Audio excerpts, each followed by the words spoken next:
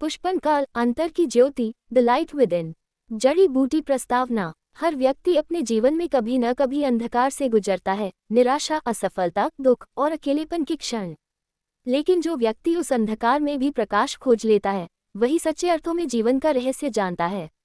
ये कहानी है एक ऐसे व्यक्ति की जिसने बाहरी दुनिया में नहीं बल्कि अपने भीतर में ईश्वर को पाया।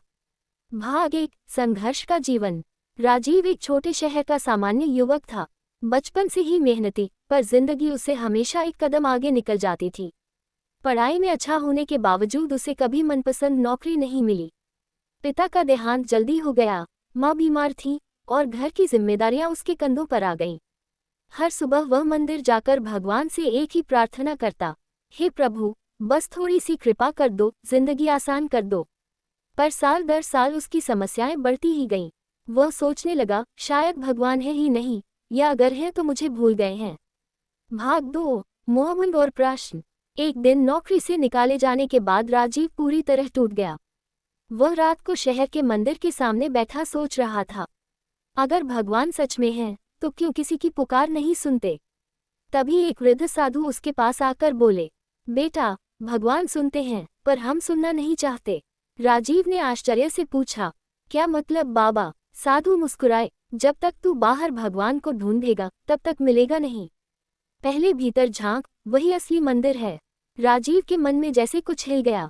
पहली बार उसने महसूस किया कि शायद जवाब उसके भीतर छिपा है।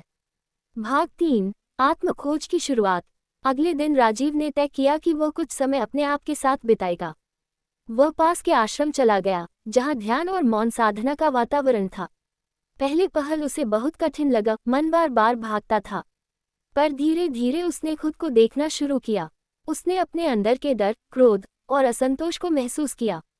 और फिर एक दिन ध्यान के दौरान उसे लगा जैसे भीतर कोई धीमी सी आवाज़ कह रही हो, तू अकेला नहीं है, मैं तेरे भीतर हूँ। उस दिन उसके जीवन का रुख बदल गया। भाग 4, भीतर की अग्नि। राजीव अब रोज ध्यान करता, सेवा करता और मौन साधना में रहता। धीरे धीरे उसका मन स्थिर होने लगा।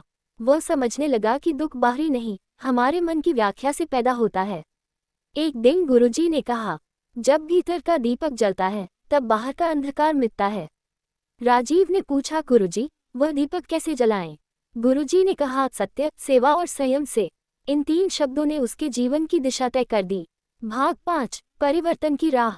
समय बीता, राजीव ने गांव के बच्चों को पढ़ाना शुरू किया। वह समझ गया था कि दूसरों के जीवन में प्रकाश लाना ही सच्चा धर्म है। अब उसके चेहरे पर एक ऐसी शांति थी जो पहले कभी नहीं थी। लोग उसे देखकर कहते, राजीव, तुम्हारे चेहरे पर हमेशा मुस्कान क्यों रहती है? वह मुस्कुराकर कहता, क्योंकि मैंने अब बाहर नहीं, भीतर का भगवान देख लिया है। राजीव की माँ भी अब ठीक हो गई और उनके घर में पहली बार सच्ची शांति का माहौल था। हबिस्कस। भाग 6, आत्मज्ञान की अनुभूति। एक दिन ध्यान में बैठे राजीव को अनुभव हुआ जैसे भीतर और बाहर का अंतर मिट गया हो। कोई अलग मैं नहीं था, बस एक अनंत शांति थी। उस क्षण उसे समझ आया, भगवान कोई मूर्ति नहीं, कोई स्थान नहीं, वे तो वह शक्ति है जो हर जीव के भीतर धड़कती है। अब वह न किसी से ईर्ष्या करता, न भय रखता। हर व्यक्ति में उसे वही दिव्यता दिखाई देती। भाग 7, सच्चा सुख। राजीव अब गांव में लोगों को ध्यान और सच्चे धर्म की शिक्षा देने लगा। वह कहता, ईश्वर को पाने के लिए मंदिर या पहाड़ नहीं चाहिए, बस एक सच्चा मन और निर्मल हृदय चाहिए। लोग उससे प्रेरित होकर अपने भीतर झांकने लगे। गांव में झगड़े कम हुए, प्रेम बढ़ा और सबका जीवन उज्जवल हो गया। भाग 8, अंत नहीं, आरंभ।